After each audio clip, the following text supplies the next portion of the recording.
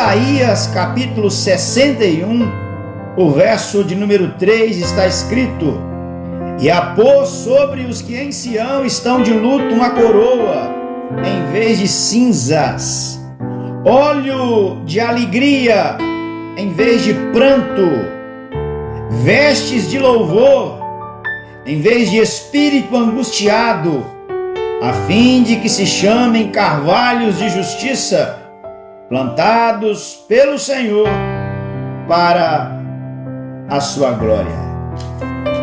O que Cristo veio fazer no mundo? Qual foi a missão de Jesus na terra? Qual foi o seu propósito? Há um estudioso, dentre os seus escritos, 2 ficaram mundialmente conhecidos e são best-seller. Um tem o título Uma Igreja com Propósito e o outro é Uma Vida com Propósito. O nome do autor é Rick Warren, americano. E nesse livro, Uma Vida com Propósito, ele diz que há 2 dias que são os dias mais importantes da vida de um ser humano. O primeiro é o dia que ele nasceu, quando ele saiu do ventre de sua mãe, deixou o útero, a placenta e chegou a este mundo. É o dia mais importante. O segundo dia mais importante da vida do ser humano é o dia em que ele descobre o propósito pelo qual ele nasceu. Para que ele nasceu? Qual o seu objetivo? O que ele veio fazer aqui neste mundo? Cristo, Jesus, o Senhor, o Redentor, ele veio a este mundo com um propósito. Ele sabia bem. Ele estava cônscio. O coração e a mente de Cristo sempre estiveram conectados, linkados e ligados neste propósito. Ele mesmo disse: eu vim para que tenham vida e a tenham em abundância. Eu vim para os doentes. Os sãos não precisam de médico, de remédio. Eu vim para buscar as ovelhas do aprisco. Ele estava completamente consciente da sua missão. E aqui o profeta Isaías, ele informa-nos de maneira clara, como a luz solar. Nas palavras do pastor Mauro Feliciano, clara como a luz solar. Cristo estava determinado em cumprir o ministério. E aqui o profeta Isaías fala a respeito disso. Observe que Isaías começa mostrando que Cristo, ele é um arauto de Deus. O arauto, ele fala em nome do rei. Era comum nos dias antigos, nos sistemas monárquicos,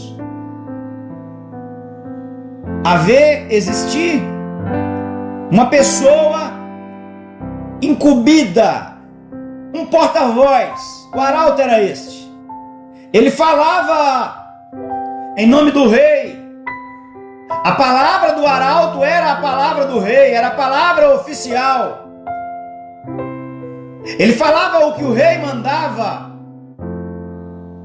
E aqui Isaías, ele nos afirma que Cristo fala em nome do rei. E o rei é ele, o rei dos reis. E aqui o texto sagrado fala a respeito do ano do jubileu, o 50º ano instituído, estabelecido, colocado no calendário judaico E o que acontecia no jubileu? Os escravos eram libertos, as dívidas eram perdoadas, e Cristo, Jesus, o Senhor, Ele morreu para pagar as nossas dívidas e nos dar a salvação. O arauto, Jesus, ele fala do dia do juízo, ou do acerto de contas que todo homem terá com Deus. Aceitar o perdão de Deus é a única saída para não ser condenado no dia do juízo. Ele é um arauto, ele falou sobre isso, ele pregou sobre isso, ele proclamou sobre isso. Ei, a palavra continua falando, os pregadores continuam anunciando, a escritura continua sendo proclamada, pregada. E a pôr sobre os que em Sião estão de luto uma coroa em vez de cinza, olhos de alegria em vez de pranto. Cristo não é apenas um arauto de Deus, ele também é um consolador. Muito embora entendamos que na dispensação, na economia da Trindade, geralmente nós atribuímos e pensamos, estudamos e falamos que o Espírito Santo é o Consolador, e de fato ele é o Consolador, porque o próprio Cristo disse: se eu não for, o Consolador não virá. Mas veja que aqui Isaías ele trabalha esta característica, ele trabalha esta ideia de Cristo como um consolador no ato da sua fala, da sua pregação. Ou seja, não tem tristeza que o céu não possa curar. Jesus veio para acabar com as nossas tristezas. É verdade que nós não teremos hiatos, lacunas. A vida é assim, vez por outra eu estarei, você estará, nós vamos chorar, e muito nessa vida. Contudo, Cristo veio para trazer cura para as nossas tristezas. Cristo veio para acabar com as nossas tristezas, principalmente a da morte ou a do luto. Ele veio para substituir. O texto fala: trocar a cinza por coroa, tirar a dor simbolizada pelo pano de saco e pela cinza, e ornamenta com regozijo, com júbilo, com alegria. Ele veio trocar a tristeza por óleo de alegria. Ele troca a tristeza da perda pela unção da alegria. Ele troca a angústia por louvor. Ele despe de toda a perturbação interior e veste a roupa do louvor e da adoração, conforme Isaías diz aqui no texto sagrado. Por fim, Cristo, no seu propósito aqui na terra, ele não é apenas um arauto, um pregador, não é apenas um consolador, mas veja que o texto fala que ele é um agricultor.